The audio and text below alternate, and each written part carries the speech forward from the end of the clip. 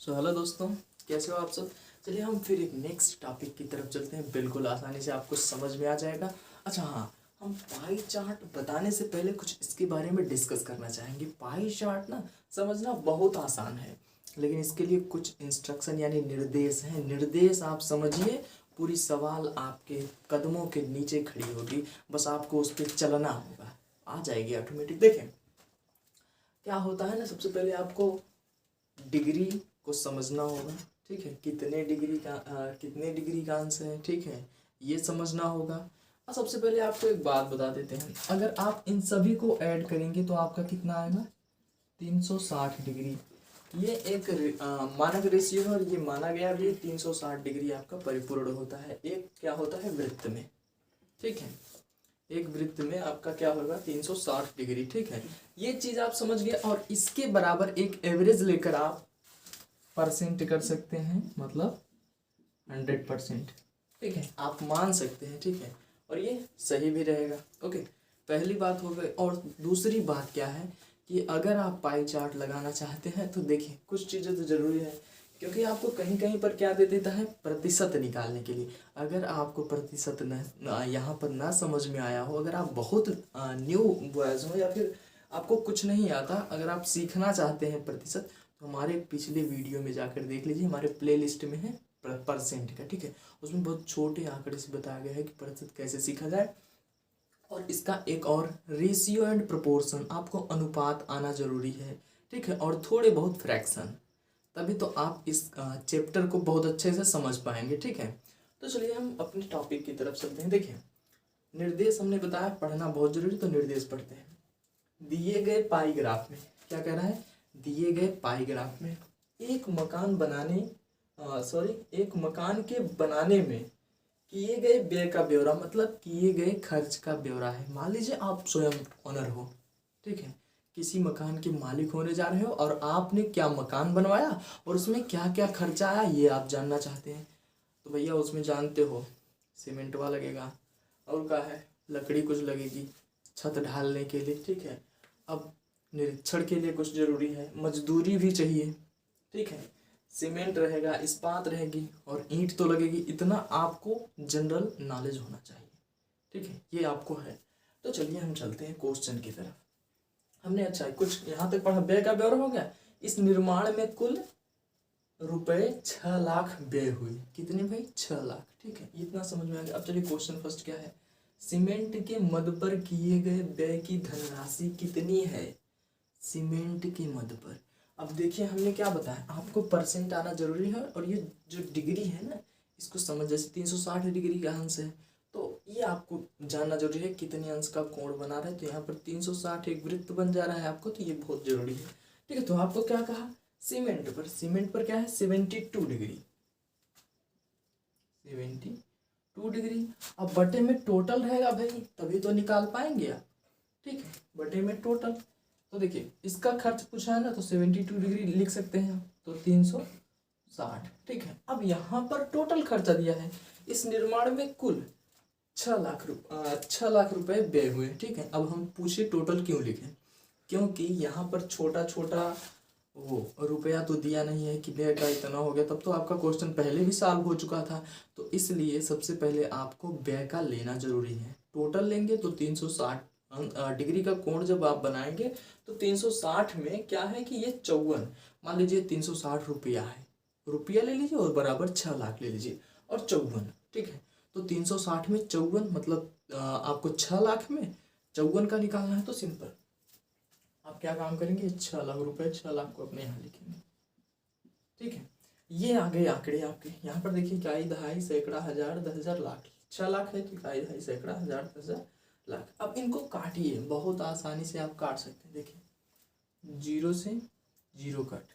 ठीक है, 9 अठे 72 हो गया आपका, 9 चौक 36। इतना समझ में आ गया। अब इसको 4 से काट दीजिए, 4 एक्का 4, 15 चौका 60। ठीक है, देखिए सीधा कर देंगे, अगर 4 एक्का 4 आ जाएगा तो 1 आ जाएगा, और यहाँ पर क्या बचेगा 2, तो 4 पंचे 20, यानी आपका 15 आ जाएगा, और ये 30 आपके यहाँ पर ऐड हो जाएंगे। ठीक है, ये समझ में आ गया। अब कुछ नहीं, अब 15 का गुणा 8 पे कर दीजिए।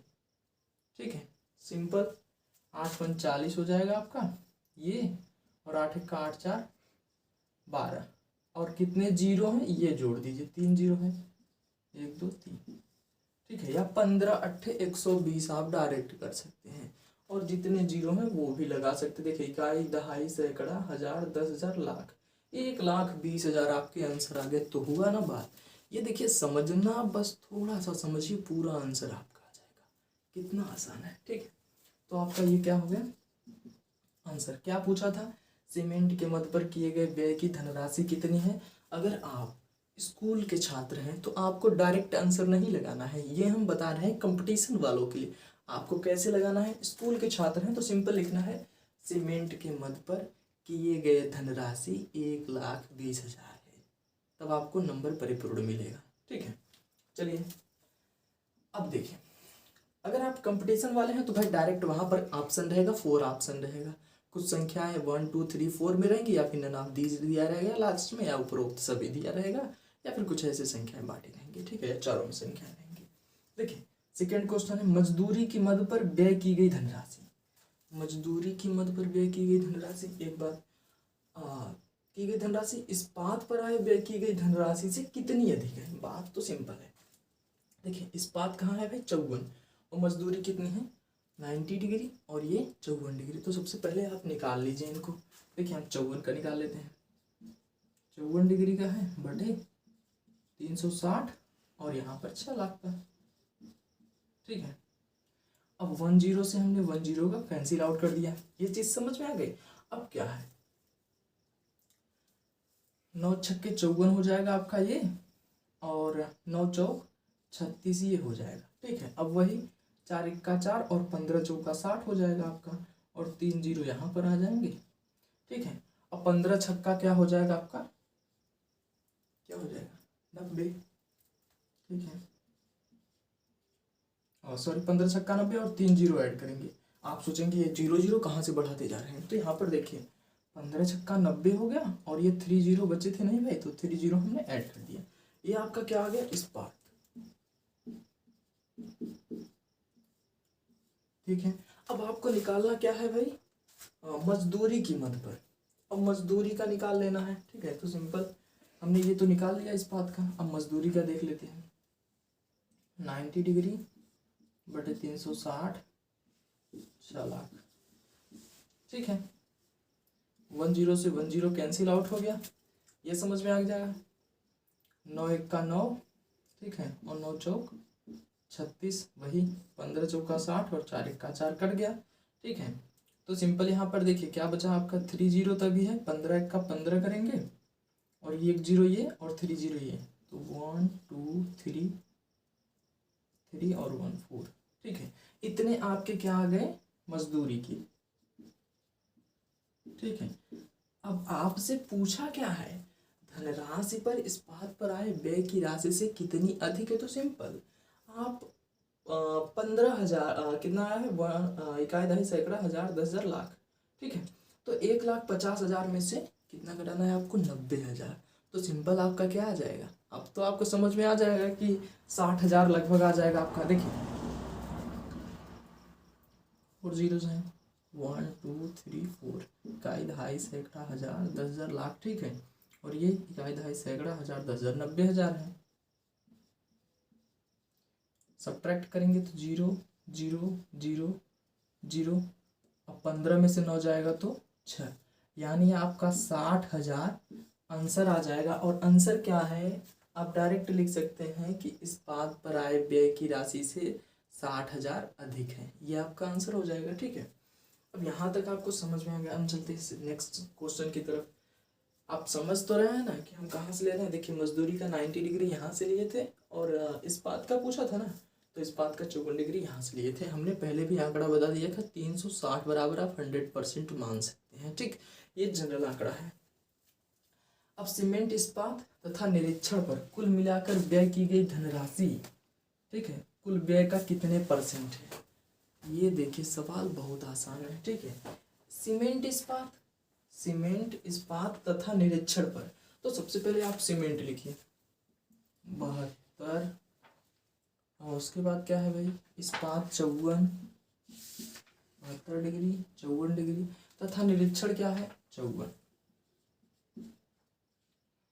अब देखिए, अच्छा हाँ, यहाँ पर एक बात और, अगर यहाँ पर परसेंट पूछ लिया होता कितनी अधिक है, ये तो 60,000 हो गया, लेकिन यहाँ पर अगर परसेंट पूछ लिया होता तो सिंपल हो जाता। 6 लाख का अगर 60,000 आ रहा है तो 10%, ये भी आप लिख सकते हैं कि 10% अधिक है। क्या है 10%। और डायरेक्ट अगर परसेंट आपको निकालना है तो हम पिछले वीडियो में एक बार डिस्कस किए हैं कि डायरेक्ट 10% कैसे निकालते हैं। चलिए एक बार शॉर्ट ट्रिक भी ला देंगे आपके लिए, डायरेक्ट कैसे लाते हैं। ठीक है, तो सबसे पहले हम इनको जोड़ देते हैं। तो सिंपल क्या है, 4 4 8, 2 10 के 0 1 और 5 5 10 और 7, कितना हो जाएगा 17 और 1 18। लो भाई 180 डिग्री आ गए। 360, देखिए यहाँ पर कुछ नहीं कहा है। इस सीमेंट, इस्पात तथा निरीक्षण पर कुल मिलाकर व्यय की गई धनराशि, कुल व्यय का कितने परसेंट, कुल व्यय मान लेते हैं हमारा 360 डिग्री है।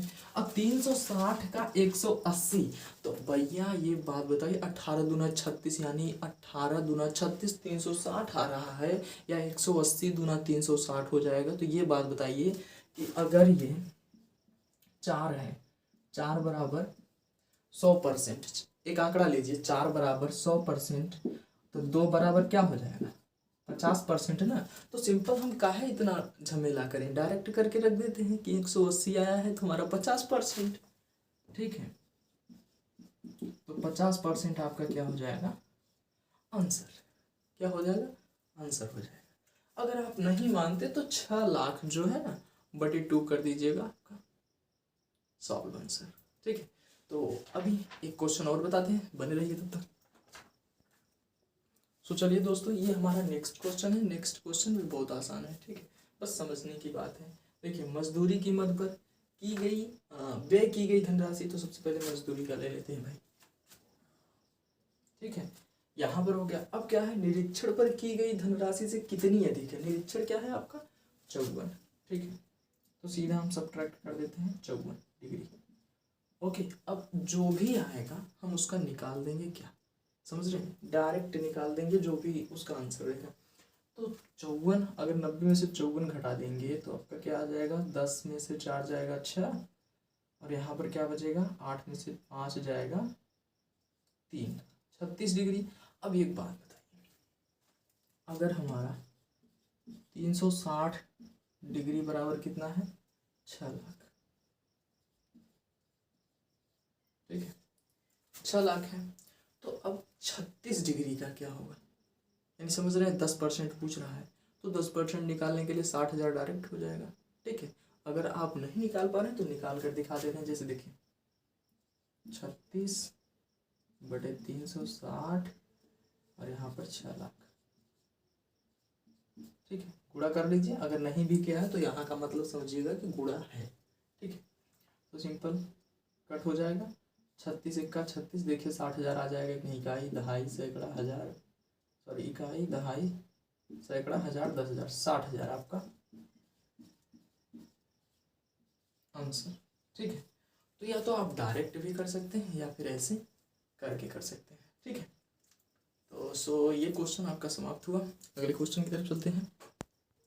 सो थैंक यू फ्रेंड, यहाँ तक आपने देख लिया। अब अगला वीडियो अगले स्टेज में देते हैं।